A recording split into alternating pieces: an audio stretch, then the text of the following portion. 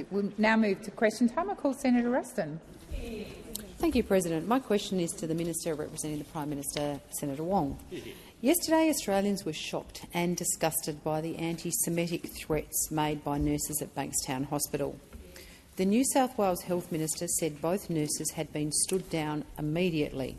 However, it currently remains possible for both individuals to practice in any other state or territory. What steps has the Prime Minister taken to ensure these people are not able to practice as health professionals today in any location across our country? Minister Wong.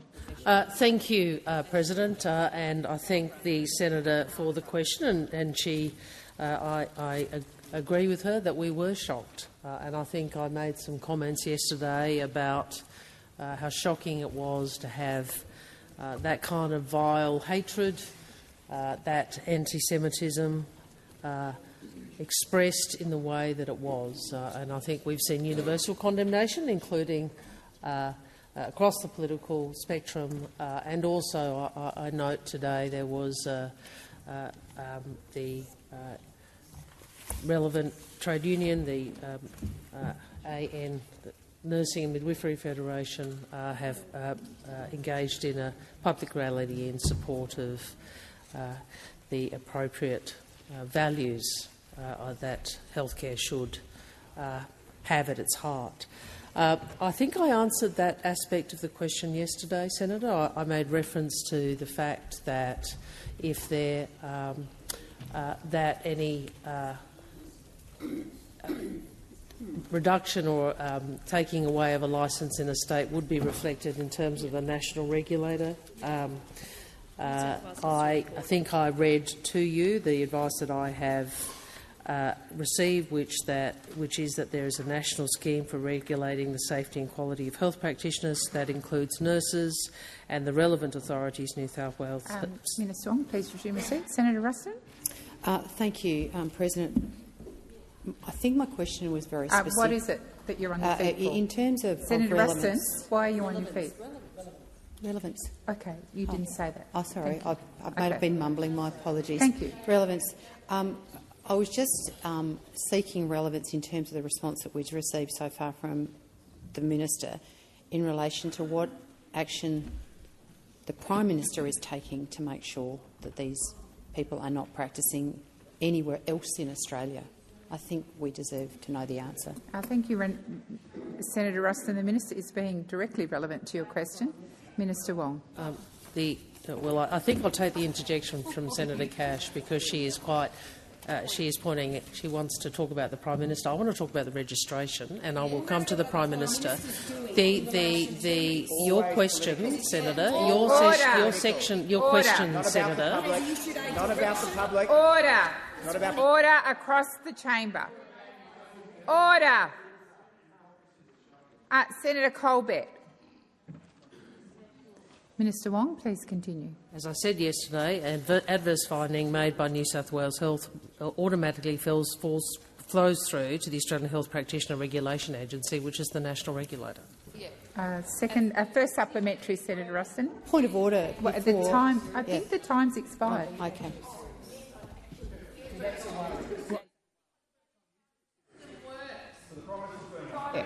Yeah, time had expired. I've confirmed that with the clerk as well. So first supplementary.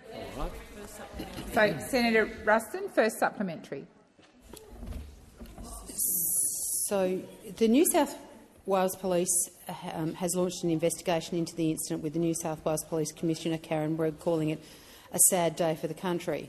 Is the AFP investigating this incident to determine whether any Commonwealth crimes have been committed and whether these individuals would be subject to the mandatory minimum sentences in the hate crimes legislation passed in this parliament last week? Thank you, Senator Ruston. Minister Wong.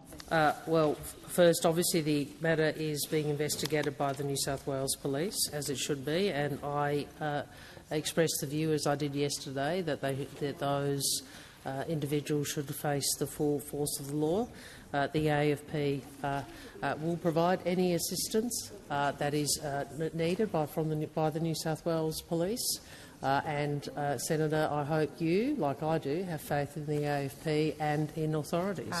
Minister, please resume your seat. Senator Ruston. Point of order. I think my question was very clear about the mandatory sentencing in the hate crimes law, and I don't think the minister's gone anywhere to that point. And your question also went to New South Wales Police investigating and the AFP, and the minister is being directly relevant to your question, Senator Ruston.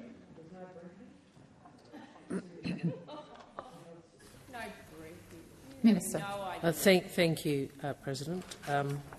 Can I indicate that I'm advised that the AFP has offered assistance? The Senate would also be aware of Operation Everlight, which has been previously spoken about, and whose objective is to ensure, as Commissioner Kershaw says, that we not only protect Australians but the Australian way of life, and is specifically looking at how it is that authorities can more effectively protect against anti-Semitism. Senator Ruston, second supplementary. Thank you, President. Minister, will the Prime Minister hold a national cabinet to ensure the safety of Jewish Australians who were the subject of these death threats? And will you commit to taking real national action beyond a national database, which only really serves to admire the problem? Thank you, Senator Ruston. Minister Wong. Senator, through you, President, the Prime Minister engages closely and regularly with premiers and chief ministers, and has closely with Premier Minns. What I would ask of the opposition: will you stand with us against anti-Semitism? Will you stand with us? Because the most effective way of standing against prejudice and hatred, and I say this as somebody who remembers John Howard, is for the parties across this chamber to stand together united against anti-Semitism. So I invite those opposite to show that principled leadership and bipartisanship against prejudice and hate. I invite Senator Ruston to do that. I will always stand against prejudice and hate, and I invite those opposite to stand with us against it. Senator Marielle Smith. Just a moment, Senator Smith. Senator Mackenzie, I do not intend to spend the next 55 minutes calling you to order. I remind you of 203. Senator Smith. Thank you, President. My question is to the Minister representing the Prime Minister, Senator Wong. New Medicare bulk billing data out this week shows there are an additional 6 million bulk billed GP visits between November 2023 and December 2024, making it an average of 100,000 additional visits each week. How has the Albanese Labor government achieved these bulk billing rates, and how is the government working to further strengthen Medicare? Thank you, Senator Smith. Minister Wong. Thank you, President, and I thank Senator Smith for her question. And she knows, like all of us know, that bulk billing was in freefall when we came to government, and it's important to understand why. In 2014, Mr Dutton, the then Health Minister, tried to introduce a GP tax on every single Australian patient. And when Mr Dutton couldn't get that through the parliament, he then started the Liberals and Nationals' 6-year freeze of medical rebates. And at the time, a 6-year freeze, so went from a tax to a Medicare rebate freeze. Now, at the time, doctors warned Mr Dutton that they'd have to increase fees and stop bulk billing, but Mr Dutton arrogantly bulldozed ahead anyway, and that is why, Senator Smith, bulk billing was in freefall when we came to government. Now, Labor has responded with the largest increases to Medicare rebates in 30 years. And opened Medicare urgent care clinics across the country. We have tripled the bulk billing incentive to stop the freefall, and we have delivered 6 million additional free visits to the doctor last year. And nationally, 77.5% of all GP visits were bulk billed in December last year. Now, We know there is more to do, but what we have done has made a difference. And the Royal College of General Practitioners has described Labor's investment as a game changer. A game changer. Now, this stands, Senator Smith, in stark contrast to what they said when Mr Dutton was in charge of Medicare. They said he was the worst health minister in the history of Medicare. The worst health minister in the history of Medicare. We know Mr Dutton and the Liberals cannot be trusted with Medicare. Thank you, Minister. Senator Marielle Smith, first supplementary. Minister, following a decade of cuts and neglect from the former Liberal and National government, Australians in regional and rural areas have found it more difficult to see specialist GPs. What is the Albanese Labor government doing to ensure there are more specialist rural GPs where they're needed so more Australians can get the health care that they deserve? Thank you, Senator Smith. Minister Wong. Senator Smith, and I invite National Party senators to listen to what the Labor government is doing for regional and rural Australia, because unfortunately those opposite the Liberal Party have had a long history of muzzling their junior partner. I think Mr Joyce knows what that feels like. Order. Senator McKenzie certainly knows what that feels like. And just like the Liberals have rolled the Nationals over Rex, the Liberals have rolled the Nationals on health. All during their time in government, we saw yet again the Liberals rolling the National Party, and together they made it harder for Australia's regional communities to see a doctor. Now, Labor's investments are changing that, and today the Health Minister, Mr Butler, has announced more specialist rural GPs coming to rural and regional Australia, more than 1,750 expected to begin government-funded training to become a GP, the largest cohort of future GPs in Australia's history. Has expired. Senator Smith, second supplementary. Minister, the Albanese Labor government's strengthening Medicare agenda is delivering more doctors and nurses, more bulk billing and more urgent care clinics. What are the risks to this agenda that could undermine Australia's health system? Minister Wong. Well, the biggest risk to the Australian health system is Mr Dutton and the Liberals. And we know that because of Mr Dutton's record. We know what he's done before. Mr Dutton cut $50 billion from public hospitals. He tried to abolish bulk billing altogether. He tried to jack up medicine prices. He tried to make everyone pay a fee every time they went to an emergency department. And when he couldn't get his GP tax through, he froze Medicare rebates. Mr Dutton said to Australians that not enough of them were paying to go to the doctor. And then we had Senator Ruston, who said Medicare is not sustainable. Medicare is not sustainable. Well, Australian doctors don't trust Mr Dutton. That's why they said he was the worst health minister in Medicare history. So why would Australians trust him? Australians know they'll be worse off under Mr. Senator McGrath. Thank you, President. My question is to the Minister representing the Prime Minister, Senator Wong. Prior to the last election, the Prime Minister promised Australians on 97 occasions that he would reduce their power bills by $275. Did the Prime Minister deliver on his promise?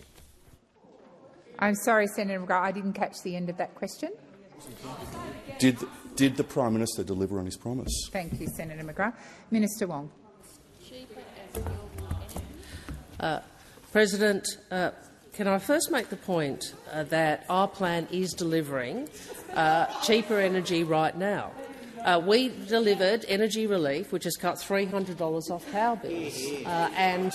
The person who asked that question is of a party that has voted against every piece of energy bill relief that we have provided to Australians. Minister Wong, please resume your seat. Senator McGrath. I regret to do this. A point of order on relevance. The question was actually, did the Prime Minister deliver on his promise in relation to the $275 reduction that was made 97 times? I don't believe the Minister is anywhere near answering that. Thank you. The Minister has started her answer. You've repeated the question, so I will continue to listen carefully. I said at the outset, our plan is delivering cheaper energy right now. And we've delivered energy relief, which has cut hundreds of dollars of Australians' power bills. We delivered $650 in energy relief to small Minister business. Wong, please resume your seat. Senator Cash.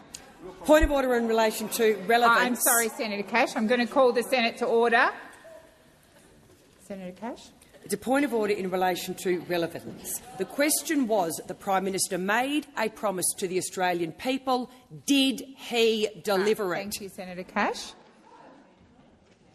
Minister Wong, I'll remind you of the question and invite you to continue your response. President, I've answered it. Our plan is delivering cheaper energy now.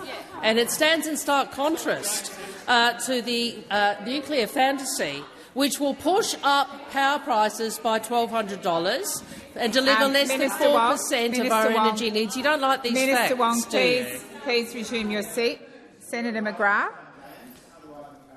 There is a point of order on relevance that I wish to raise, and that is that the opposition's policy in relation to nuclear energy has absolutely nothing to do with the question I put to Senator Wong about the Prime Minister making his promises.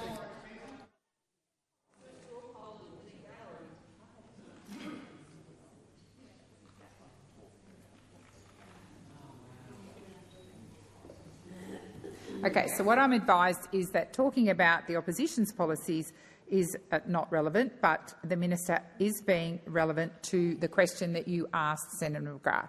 Minister Wong. Our plan is delivering cheaper energy right now, and I welcome the fact that the opposition want to avoid talking about their policy. Before the election, Australians are going to know precisely what your policy is, Senator McGrath. It will deliver more expensive energy, and it will cost $600 billion, and you would have to pay for it, and people will know about that. Senator McGrath, first supplementary. Prior to the last election, the Prime Minister promised Australian families cheaper mortgages. Did the Prime Minister deliver on his promise? Thank you, Senator McGrath. Minister Wong. Can I point out, I'm not quite to the senator, that when we came to government, there was a 6. Inflation had a 6 in front of it, and now inflation has a 2 in front of it. So I would point out to those opposite that, in fact, under this government, you've seen inflation falling, you've seen unemployment falling, and you've seen wages rising. These are good things. Now, I know those opposite don't wish to see higher wages, and I know those opposite don't wish to understand what's happening with inflation. Senator McGrath. I'm sorry, President, to do this to you, but a point of order on relevance. Senator Wong has once again referred to the opposition when the question was very clear in relation to whether the Prime Minister delivered on his promise to deliver cheaper mortgages. Thank you, Senator McGrath. I will draw the minister to your question. Minister Wong. Thank you, President. I wanted to also point out, I'm not sure where, I wanted to point out also that the government has passed a range of policies which have and will assist homeowners with their mortgage payments and with the price of houses and the supply of houses. One of them is the Help to Buy Shared Equity scheme. Has expired. Senator McGrath, second supplementary. Thank you. The Prime Minister also said prior to the last election that, and I quote, "When I make a mistake, I'll fess up to it, and I'll set about correcting that mistake. I won't blame anyone else. I'll accept responsibility." End of quote. When will the Prime Minister admit to Australians that he promised them cheaper mortgages and cheaper electricity, and all that he's delivered is a cost of living crisis? Thank you, Senator McGrath. Minister Wong. President, it is the case that we teach our children that they should acknowledge their mistakes, and I look forward to Mr Dutton acknowledging his mistake around the GP tax. I look forward to Mr Senator McGrath acknowledging his mistake, Minister which Wong. was you don't like to admit your mistakes. Please resume your seat. Senator McGrath. President, I wish to raise a point of order in relation to relevance. The question was about the Prime Minister and whether he has admitted that he has made a mistake in relation to delivering a cost of living crisis. It was nothing to do with Peter Dutton or myself. Thank you, Senator McGrath. I do note the Minister had just started her response, but I will remind her of your question. Minister Wong. I'm very happy to get to our record of high wages, lower inflation and lower unemployment. I'm very happy to talk about that. But I think Senator McGrath and Mr Dutton should acknowledge their mistake of $50 billion cut from public hospitals and a GP tax on every Australian. And I think it would be good if they could acknowledge their mistake, which is at $600 billion funding for a nuclear scheme, a nuclear fantasy, for more expensive power. More expensive power that will deliver 4% of Australia's grid. So, I'm all for accountability, Senator McGrath. We've yet to see it from Mr Dutton. We've yet to see it from Mr Dutton. Thank you, Minister Wong. Senator McKim. President, my question's to the Minister for Emergency Management, Senator McAllister. Minister, fires have been burning in the Tarkine wilderness for 10 days now. Fire boundary maps published by the Tasmanian Government show that the grove of Huon pines on the Upper Harmon River burned last night. This grove contained the largest known Huon pine on the planet, a tree that was estimated to be 3,000 years old, making it one of the oldest trees in existence. It's now in ashes, which is devastating. The same fire is now threatening two other significant groves of Huon pines on the Wilson River. These are ancient paleo-endemic ecosystems that exist nowhere else on the planet. Why wasn't more effort put into extinguishing these fires in their early stages 10 days ago now? And what is your government doing to ensure that the protection of these globally significant ecosystems is given the priority it deserves? Thank you, Senator McKim. Senator McAllister. Thanks for the question, Senator McKim. Senator McKim, you're a former parliamentarian in the Tasmanian Parliament, and you know, Senator McKim, that firefighting is the responsibility of state and territory governments. And I have been in regular contact with Minister Ellis, who is the Minister responsible for emergency management in Tasmania, and we've spoken about the challenges facing first responders in your part of the world. One of the things that is distinctive about fighting fires in the Tasmanian context is that there are a lot of wild places, and there's a lot of amazing communities too, Senator McKim, and our government seeks to be the best partner that we can to the Tasmanian government as they seek to gain control of this particular set of events. We have deployed the National Large Air Tanker to Tasmania to assist in firefighting efforts. We have also deployed one of the heavy lift helicopters to assist Tasmania in these firefighting efforts. And I will make this additional point, Senator McKim.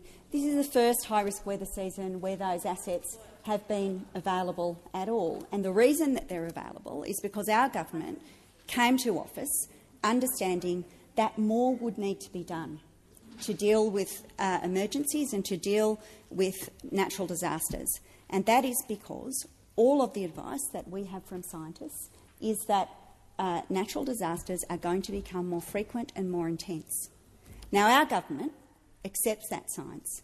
It's not clear to me that the people opposite us do, but it is on that basis and the experience of communities across Australia that we have made the investments that we have, increasing funding in the National Aerial Fleet, increasing funding for a national stockpile, and standing up a national emergency management agency that can support states and territories at times Minister like McAllister. this. Senator McKim, first supplementary. Minister, acknowledging other priorities and the importance of safety for fire responders, will you commit to continuing to stay in touch with the Tasmanian Government to ensure that saving these globally unique ancient ecosystems, which are at the core of Tasmania's Gondwanan heritage, is given the priority that it deserves?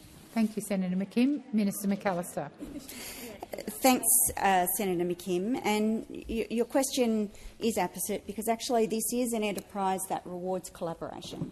and I do work to stay in touch with my state and territory colleagues because, as I've indicated in my response to your primary question, they do lead on these questions. They do lead on the response, but we are in a position to provide support. And what that requires is me working with each of those ministerial counterparts to understand the circumstances that they are facing. I can tell you also that the National Emergency Management Agency, a new body established under our government, maintains very regular, if not daily, contact with fire chiefs, commissioners and other personnel in the emergency management system around the country. And indeed, as we speak, we are of course actively engaged in the circumstances continuing in Queensland, the recovery there and monitoring the cyclone which is forming off the northwest coast of Western Australia. Thank you, Minister McAllister. Senator McKim, second supplementary. Minister, 9 years ago now, the Greens led a Senate inquiry into the 2016 fires that devastated the Tasmanian Wilderness World Heritage Area, and we made a series of recommendations on how to respond better to fires like the ones we are seeing now, including by hitting them hard and hitting them early. Why have successive federal governments, including yours, ignored many of the recommendations we made? Thank you, Senator McKim. Minister McAllister. Thanks very much, President. Well, I dispute the premise of the senator's question. This government has, in fact, made very significant investments to improve the Australian government's capacity to support states and territories, not just in relation to our response to natural disasters, but also to improve the resilience of communities around Australia. Your question referred to the benefits of moving early once an ignition has been detected, and I know from speaking to fire chiefs around the country that these principles are embedded in many of the ways that fire chiefs are responding to some of these very difficult circumstances. We, of course, also, and I acknowledge Minister Watt here, have established the Disaster Ready Fund. This fund, a $1 billion fund, has already had 2 rounds where we are making investments in a range of measures that can support resilience, including investments in early detection technologies. Thank you, Minister. Senator Bilyk. Thank you. My question is to the Minister for Women and Minister representing the Minister for Health and Aged Care, Senator Gallagher. This week, the Albanese Labor government responded to 2 Senate inquiries on women's health that made recommendations to improve reproductive and menopause health care in Australia. The government has taken these inquiries seriously by delivering a $570 million package of women's health measures that will give women more choice and save women and their families thousands of dollars. How does the government's women's health care package respond to the Senate inquiries and deliver for Australian women? Thank you, Senator Bilyk. Minister Gallagher. Thank you, President. I thank Senator Bilyk for the question and, of course, again for the work of all of my colleagues in the Labor caucus who worked so hard to make sure that we are addressing areas where women have not been given the support that they deserve, and in relation here, particularly to access to appropriate health care. And I do want to acknowledge the work that's been done in this chamber through this term of parliament on the Senate Sexual Reproductive Inquiry and the Senate Menopause Inquiry. The inquiries heard from Australian women and health advocacy organisations about the long-standing issues with support for women's health care, and the Albanese Labor government has listened. In addition to the inquiries, Minister Carney and Minister Butler have been informed by extensive consultation with women, with healthcare providers, advocacy groups and the National Women's Health Advisory Council. We know from all of that women too often experience delayed diagnoses, have their pain dismissed and struggle to get the support they need. Women need for their government to take their health care seriously. We've listened and we have responded. A significant package, $573 million, demonstrates our commitment to making sure we are addressing those areas of need. This package includes the first PBS listing for new oral contraceptive pills in more than 30 years, more choice, lower costs, better access for long-term contraceptives, more Medicare support for women experiencing menopause, the first PBS listing for new menopausal hormone therapies in over 20 years, more endometriosis and pelvic pain clinics treating more conditions, contraceptives and treatment for uncomplicated UTIs directly from pharmacies for those women who are on a healthcare card and where cost becomes prohibitive.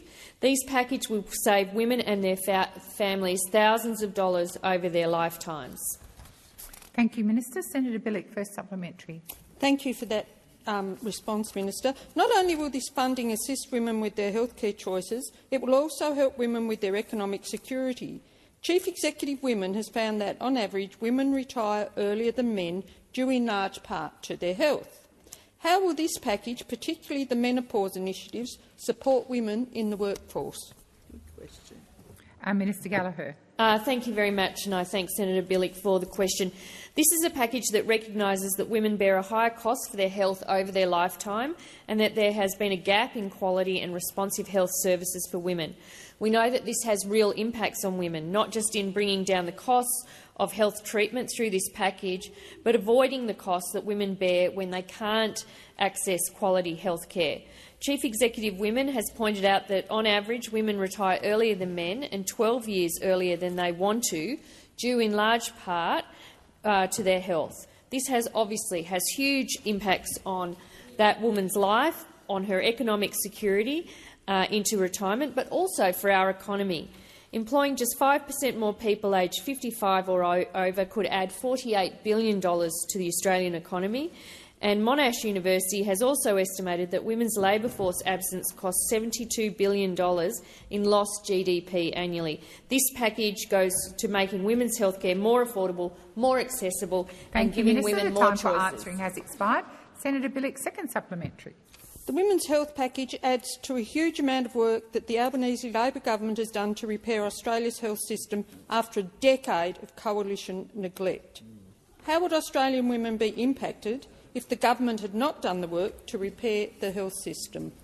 Minister Gallagher. Thank you. Well, we know that those opposite, given the chance, want to cut Medicare if they got back into government, and we know that because we only have to look at their record. Well, we only have to look at the record.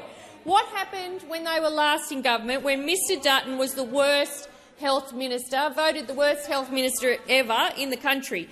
Bulk billing was in freefall, a GP tax was on the table, froze the Medicare rebate for 6 years, cut $200 million out of emergency departments, voted against making medicines cheaper, and threatened to cut $50 billion from public hospitals. That is the record. We don't need to imagine what it would be like. That is the record. And they, in terms of the women's health package, there was very quick support from those opposite, but I wonder why none of that happened when they were in government for a decade. Why did none of that happen when they were in government? It's taken a Labor government to fix it. Thank you, Minister. Time has expired. Senator Tyrrell. Thank you, President. My question is for the Minister representing the Minister for Education, Senator Watt. Yesterday, the government announced changes to the help debts don't stop people from getting home loans. There are 50,000 people with help debts from Tassie who I'm sure were very pleased to hear it. But the government has made no change to fix a system that's made to punish graduates. A graduate on an average income is paying $2,000 more than they need to, all because help debts don't count someone's yearly payments before charging interest. Why hasn't the government changed the timing on indexation? Minister Watt. Yeah, exactly. Thanks very much, Senator Tyrrell, for the question. I do appreciate getting questions from Senator Tyrrell because I think Senator Tyrrell has asked me more questions than Senator Cash has in the entire time that I've been in the industrial relations portfolio. In fact, it was the 7th of September 2023 that Senator Cash last asked a question about industrial relations.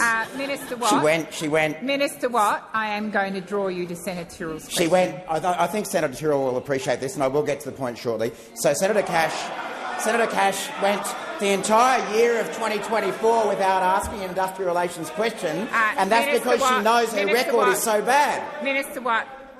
Senator Tyrrell. Thank you, President, for drawing Senator Watt back to the question. Can we... Thank you. Senator Watt, when I draw you back to the question, I do expect you to be drawn back to the question. Thank you, President. Thanks, Senator Tyrrell. Thanks, Senator Tyrrell. We share your interest in supporting graduates. when it comes to their help debts. We have, as you would be aware, I'm sure, announced a couple of different measures to assist in that regard. First of all, I think it was this year's budget, it may have been last year's budget, we adjusted the indexation rate for university graduates and also for VET graduates as well. There's been a lot of attention on the benefits to university graduates from these changes, but equally they benefit graduates from vocational education and training courses who've taken up loans as well. So that indexation rate has been adjusted to try to make life easier. We've obviously also made a commitment that should we be re-elected to a second term in office, then we will discount the debts owed by graduates of either universities or vocational education by 20%, something that I think has been very well received by students and graduates right around the country, including in Tasmania. Of course, we know that Mr Dutton and the Coalition opposed that measure, just as they have opposed every single step that we've taken to assist cost of living for your constituents in Tasmania. But in addition, you would have seen this week, Senator Tyrrell, that we've made an additional announcement about helping graduates with their home loans through changes in HELP, and we'll continue to take that work. Thank you, Minister. Senator Tyrrell, first supplementary. Mr President, last year the government made changes to help debts that they'd be indexed either by CPI or WPI, whichever was lowest. This will save a graduate $0 this year. But that graduate would actually save money this year if the timing on indexation was changed. Why did the government prioritise changes that don't save graduates money now instead of a change that would save them money every year? Thank you, Senator Tyrrell. Minister Watt. Thanks, President, and thanks, Senator Tyrrell. The government was particularly prompted to act in terms of the indexation rate for those university or VET loans because of the high inflation that Australia was experiencing when we first came to office. It's well understood that inflation was much higher when we came to office than it is now, due to the work that we've undertaken to get inflation down, and the indexation rate that we set in the budget was designed to deal with that high inflation environment that we inherited when we first came to office, and that did last for the first 12 months or so of our time in office. Thankfully, we've now managed to get inflation down.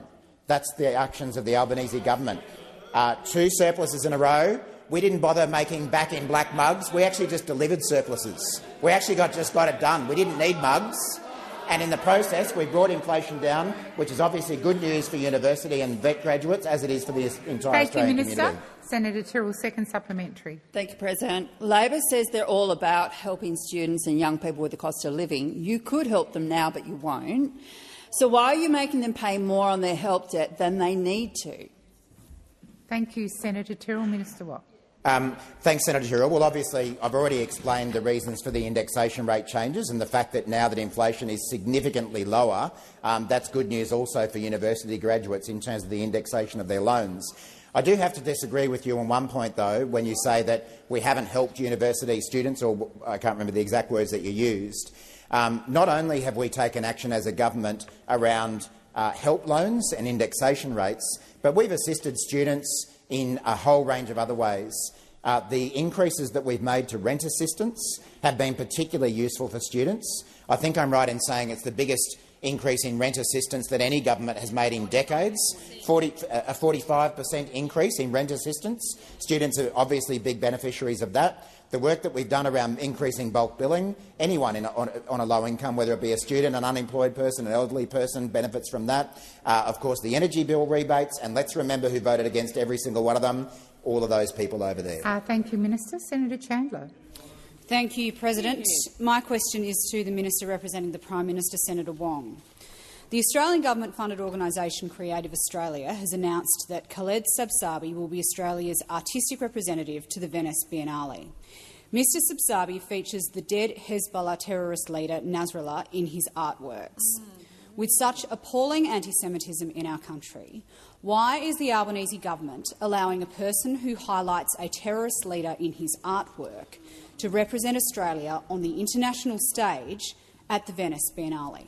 Excellent. Thank you, Senator Chandler. Minister Wong. Thank you, President. Senator, I wasn't aware of the facts as you outlined in your question until now. I agree with you that any glorification of the Hezbollah leader Nasrallah is inappropriate, and I've expressed those views previously, and I'll certainly get further information for you. Thank you, Minister. Senator Chandler, first supplementary. Thank you, President. Hezbollah is a listed terrorist organisation in Australia, and Hezbollah has committed the vilest of atrocities. Why then is the Albanese government allowing taxpayer money, Australian taxpayer money, to fund an overseas trip for Mr Sabsabi when he has featured the dead Hezbollah terrorist leader Nasrallah in his artwork? Excellent question. Thank you, Senator Chandler. Minister Wong. Senator Chandler, I refer you to my first answer, which I think responded directly to some of those points. And I would say to you, you would see from the government's actions, as well as what I have said, and the Prime Minister has said, that we condemn Hezbollah. We condemn Hezbollah unequivocally. Thank you, Minister. Senator Chandler's second supplementary. Thank you, President. Mr Sabsabi has previously produced artwork promoting Osama bin Laden and a series of 9/11 images of the aircraft hitting the Twin Towers titled "Thank You Very Much." Will the Albanese government immediately reverse the decision for Mr Sabsabi to represent Australia at the Venice Biennale? Thank you, Senator Chandler. Minister Wong. I refer to my first answer, Senator, which was no. I know that you really want to make Senator Cash. If you could just let me answer. Simple answer: yes. Order. Order. Senator, I wasn't aware of this until you asked me. I certainly will get advice, and I share your concerns about Hezbollah. Senator Van. Thank you, President. My question is to the Minister representing the Minister for Climate Change and Energy, Senator McAllister. Minister, at the last election, the government campaigned on an emissions target of 43%. Commentary at the time said that it was supported by voters and therefore a factor in the election. The government legislated this target in 2022 and it is now incorporated throughout the Australian economy. Can the Minister tell us what is the importance of Australia setting international emissions targets? Thank you, Senator Van. Minister McAllister. Thanks very much, President. Senator Van, you are right. We went to the last election seeking to bring some measure of consistency and predictability to climate change policy. It had been a policy area which was a subject of chaos and dysfunction under the previous government, and it was clear that our national interests would be best served by a return to a predictable and orderly approach to this policy area. When we first came to government, as you recall, we sought to establish our emissions target in legislation. We also set to establish a governance arrangement that would allow us to track and monitor our progress and also to take advice from the Climate Change Authority about how we were progressing and any future arrangements. All of that has occurred. And there are a number of reasons why it matters to us, through you, President. It matters because Australia is exposed to the realities of climate change. And Australians know that the climate is changing, and all of the scientists tell us that our climate is changing. And that impacts rainfall, it impacts heat, it impacts fire weather, and it impacts a whole range of sectors of Australian society, including the farm sector, communities, fisheries, a whole range of areas where a changing climate makes a real difference. And our best chance at dealing with that lies in being part of the international community and supporting international efforts to reduce emissions. We've set about doing that, but we also make, I think, the obvious point that our economic interests lie here too. There is a global market for low-carbon products and services, and we want Australians to be part of that market. We want the jobs and opportunities that come with a low-carbon world to be part of the future for Australia. Thank you, Minister. Senator Van, first supplementary. Thank you, Minister. Australia and other Paris Agreement signatories have undertaken to update their targets every 5 years. The deadline for countries to submit their new targets for 2035 was Monday this week, the 10th of February. Minister, can you assure the Senate that the government will set a 2035 target, and when will you set it? Thank you, Senator Van. Minister McAllister. Thanks very much, President. Well, as I indicated in my primary question, in 2022 we legislated the Climate Change Act, and that was with the broad support of members of this parliament. And that Act enshrined both our national targets under the Paris Agreement and a formal process for determining the 2035 target. And that process, as I indicated earlier, requires independent advice from the Climate Change Authority before any target can be set. The authority is yet to provide that advice, but it has been extensively consulting and is considering the issues and the broader international context. The Climate Change Authority Chair has said that they need time to consider international developments before it delivers its advice, which is entirely appropriate. Our target will be robust and responsible and informed by the experts at the Climate Change Authority. And this is an approach that has been backed by industry, by serious climate voices in the broader sector. Thank you, Minister. Senator Van, second supplementary. Thank you, Minister. As you stated earlier about the importance of our international agreements and given the significance of these targets to voters, do you believe both major parties should commit to a 2035 target before the upcoming federal election so that voters are fully informed? Van, it is not for the minister to be speaking on behalf of the opposition, but I will invite the minister to answer your question in the best way that she can. Minister McAllister. Thanks very much, President, and thank you for your clarification. Senator Van, I think I've just provided you with an answer already about the government's approach to this and the fact that we are reliant on the advice to be provided to us by the Climate Change Authority, and that approach is one that has been broadly endorsed, not just in this place, but by many of the stakeholders that we work with. I do think that Australians, when we go to an election, will be very clear that there is one party that has a track record of taking this issue seriously. We have worked very carefully to put in place an architecture based on evidence that would allow us to do the work necessary to obtain the benefits of participating in a global decarbonisation effort and to do so in a way that protects Australians' jobs and industries. That's the approach we have taken in this term, and that is the approach we intend to continue to pursue. Thank you, Minister. Senator Payman. Thank you, President. My question is to the Minister representing Minister for Trade, Senator Wong. President Trump has announced a 25% tariff on steel and aluminium exports. If these tariffs come into effect without an exemption for Australia, more than $200 million worth of exports could be jeopardised. A senior Trump advisor has even claimed that Australian companies are flooding the US aluminium market. Given the Prime Minister spoke with President Trump earlier this week, Minister, can you confirm whether there has been further government contact with the Trump administration about these tariffs, or are we just hoping this problem goes away? Thank you, Senator Payman. Minister Wong. Senator, the first point I'd make is that Australia and the United States have a very strong economic relationship, a very strong trade relationship, a very strong investment relationship, underscored by the Australia-US Free Trade Agreement. I would make the point that the United States has had an unbroken trade surplus with Australia since 1952. And I would say to you, Senator, that we are working very closely with the Trump administration to realise the benefits of our strong economic partnership. You would have seen the engagement from my first visit, where I had the honour of being the first Foreign Minister from Australia to attend a US presidential inauguration. You would have seen I had the privilege of engaging with Secretary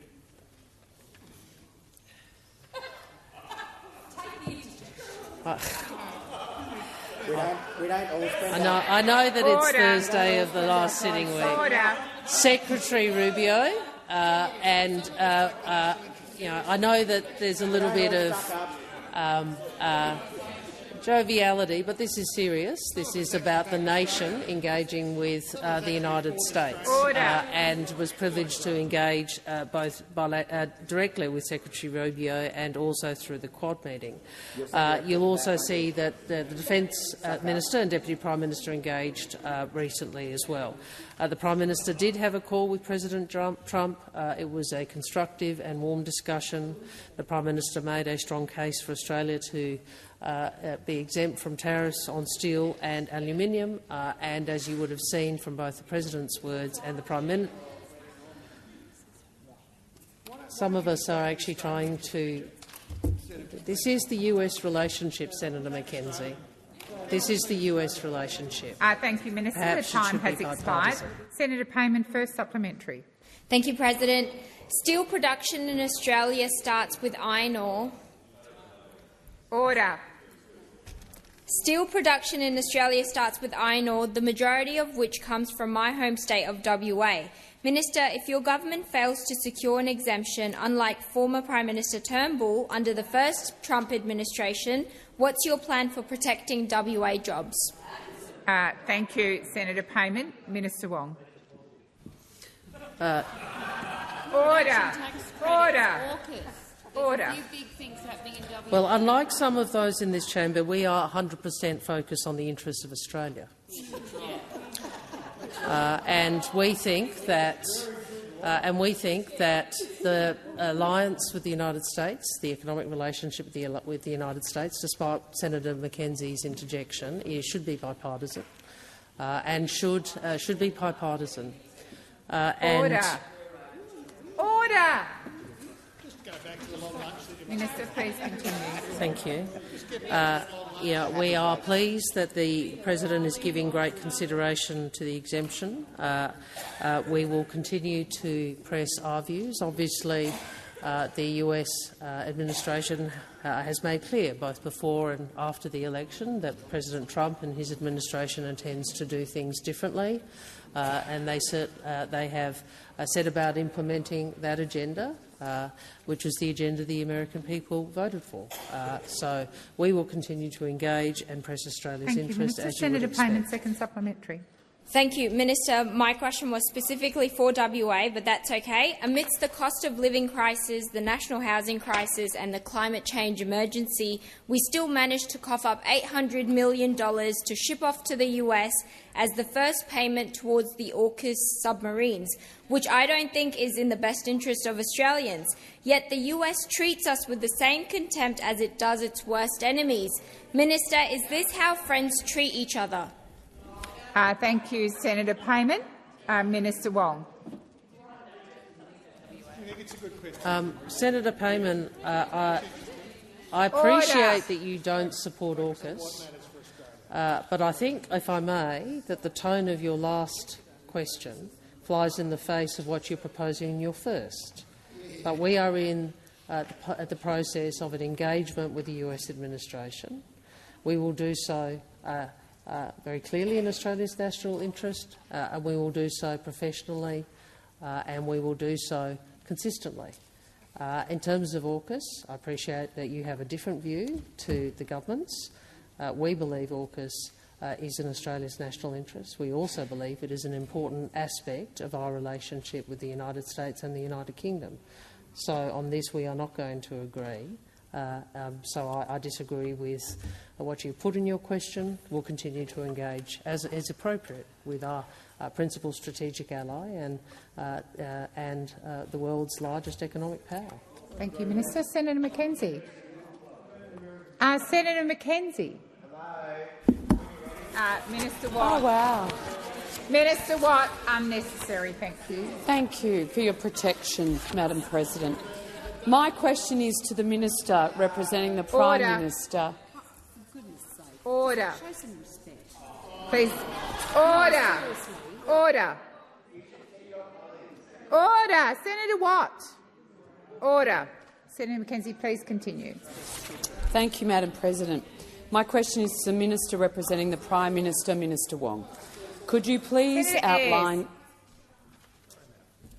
to the Senate how much the average mortgage repayment has increased since May 2022?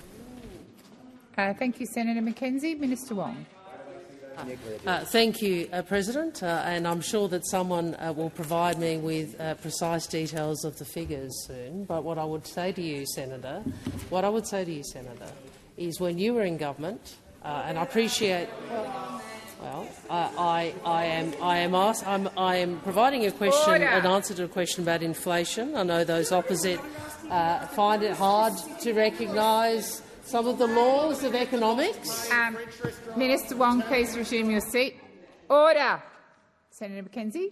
On relevance, Madam President, and to assist with the paper flurry, my question wasn't about inflation. It was actually about mortgage payment increases. The minister understood your question because she said she would get you that information. So I'll call her to continue with the response, and I will listen carefully. Senator Ayres, I've called you about 4 times in about 5 minutes.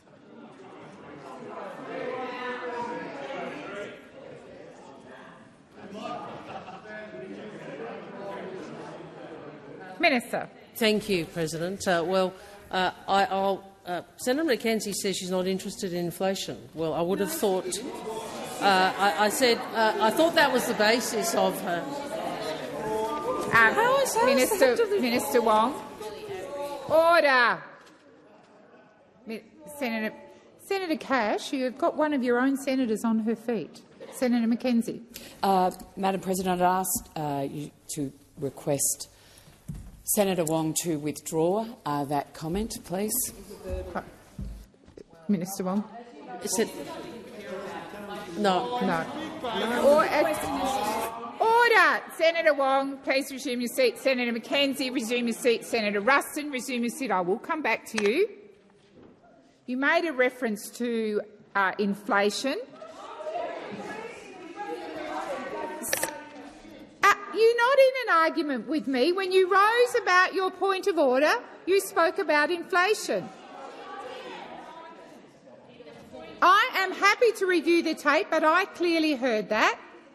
Order. Order. I'm not debating with the bunch of people on the front bench. Senator Ruston. Senator Ruston had a point of order and I sat it down. If you would call me, I'm always happy to withdraw, and I withdraw. But the point I was making is to you, Senator, is that am I still on the point of order? No, I can respond in the question. Minister Wong, please resume your seat. Senator Ruston, yes. To your point of order, my point of order related into the adverse reflection that one of the ministers on the front bench made in relation to Senator Mackenzie, which was completely uncalled for and was an adverse reflection on her. No, it was nothing to do with long lunch. It was actually a personal comment about Senator Mackenzie, and I think Senator Ayres knows what I'm talking about. Okay. All right. Senator. Okay. No. Order. Order. Order across the chamber. Order. Senator McGrath. I have called order. As you should know by now, I take personal reflections very seriously, and I always ask senators to withdraw. I didn't hear the comment, but Senator Ruston, it is not helpful to me to say a minister, one of the ministers. I will ask. I'm happy to ask ministers. Please resume your seat. No, Senator Ruston, please resume your seat. Senator McGrath, I've just finished telling the chamber that I take points of order seriously, and you made a joke about it. I am going to ask if there was an adverse comment on the front bench for that senator to withdraw, and to withdraw in a proper spirit. I'm now aware of it because Senator Ruston mouthed it to me, and I withdraw it. Thank you, Senator Ayres. I am a little confused. I think Senator Wong was on her feet. Thank you. Thank you, President. And can I just be clear? I understood that Senator Mackenzie was saying that an answer in relation to inflation was not relevant to an answer about mortgage rates. Exactly. And my point is inflation is the key thing that governments can do in relation to mortgage rates, Senator. the Reserve Bank, the independent Reserve Bank, which should be independent despite what Mr Dutton might have said, the independent Reserve Bank sets mortgage rates, sets the cash rate. Governments can do what we can to reduce inflation. Inflation under us has a 2 in front of it. Inflation under you has a 6 in front of it. And what I would say to you respectfully, President, that a question about mortgage rates, particularly given that it is not governments which sets mortgage rates but the Reserve Bank, it is quite relevant to talk about inflation. And if the opposition want to say that it's not relevant to talk about inflation, they are demonstrating with respect the same economic incompetence that the nuclear fantasy policy demonstrates. Thank you, Minister Wong. Senator McKenzie, first supplementary. Thank you, Madam President. They were the good old days. Minister, Australians are struggling under a cost of living crisis. Could the minister please outline how much the cost of food has increased since Labor came to power? And for those playing along at home, the average mortgage cost has increased by $50,000 since Labor came to power. Thank you, Senator McKenzie. Minister Wong, first supplementary. Well, the cost of living has been really difficult for many Australians. We acknowledge that, which is why we put in place tax cuts for every Australian that you voted against. It's why we put in place cheaper medicines, which you voted against. It's why we delivered more bulk billing, which you don't support. It's why we provided energy bill relief, which you voted against. So, Senator, it is the case that we have seen increases in the cost of living. We have seen Australians struggling. It is a good thing that we see inflation down and wages up and unemployment out. But we know there is a long way to go, and what we also know is that Mr Dutton would simply make things harder for Australians, that Australians would be worse off under Mr Dutton. Order. Senator Hume, stop the running commentary. Senator McKenzie, second supplementary. The minister doesn't know how much food has increased since Labor came to power. It's probably better to be, and less embarrassing if she just said she didn't know and sat down. Minister, under the Albanese government we have a cost of living crisis, including 12 interest rate rises, energy bills rising by $1,000, living standards collapsing, 27,000 businesses going bust, and a record-breaking household recessions. Isn't it clear that Australians cannot afford another 3 years of a Labor government? Thank you, Senator McKenzie. The time for asking has expired. Minister Wong. Thank you very much, President. Well, you know what Australians can't afford? They can't afford Mr Dutton. They can't afford Peter Dutton. They can't afford the bloke who thinks that a GP tax is good health policy. They can't afford the bloke who thinks that $600 billion is worth a nuclear fantasy. They can't afford the bloke who has been clear that he will cut government services to the tune of in excess of $350 billion. That is what Australians can't afford. And they can't afford a government that seeks to keep wages deliberately low. Seeks to keep wages deliberately low. I mean, we know that Mr Dutton actually wants to return to the low-wage economy that the coalition have always worked to achieve. Australians can't afford Mr Dutton. Australians will be worse off under Peter Dutton. And with that, I ask that further questions be placed on notice.